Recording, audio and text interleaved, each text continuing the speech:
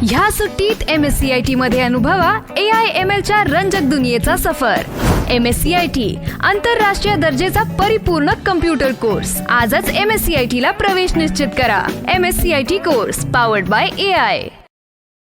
प्रेयसीची हत्या करून तिचा मृतदेह उरणमधील चिरनेर येथे झुडपात टाकून देणाऱ्या टॅक्सी चालक निजामुद्दीन अलीला अटक करण्यात आल्यानंतर उरण पोलिसांनी सोहेल इस्माईल खान वय 19 या दुसऱ्या आरोपीला या हत्या प्रकरणात खुनाला मदत करण्याच्या गुन्ह्याखाली अटक केली आहे।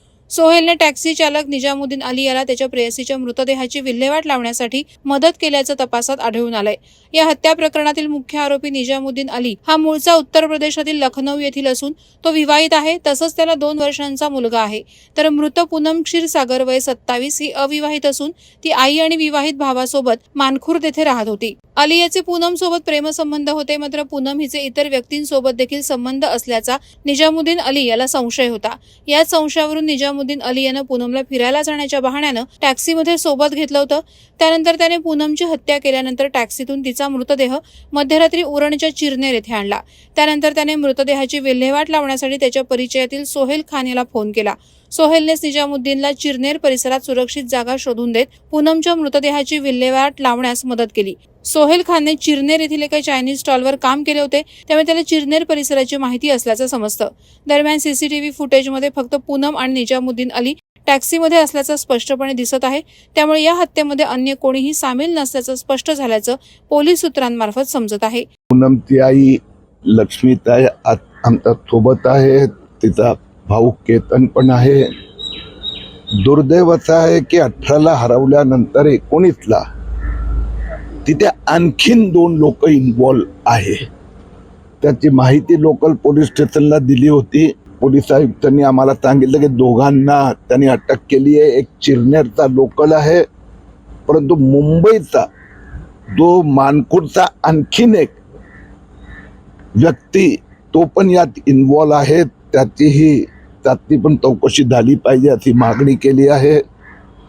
त्याचबरोबर पूनम क्षीरसागर हे मागासलेल्या समाजाचं आणि त्यामुळे ॲट्रॉसिटी आणि अन्य फसवणुकीचे अन्य सेक्शन लावले पाहिजे ते पोलीस आयुक्तांनी मान्य केलं आहे। यात आता 2 लोक आहेत, 4 लोक आहेत, जे काय आहेत त्याची पूर्ण चौकशी होणार, कडक कारवाई होणार। मी माननीय मुख्यमंत्री एकनाथजी शिंदे, उपमुख्यमंत्री देवेंद्र फडणवीस यांना अपील केली आहे।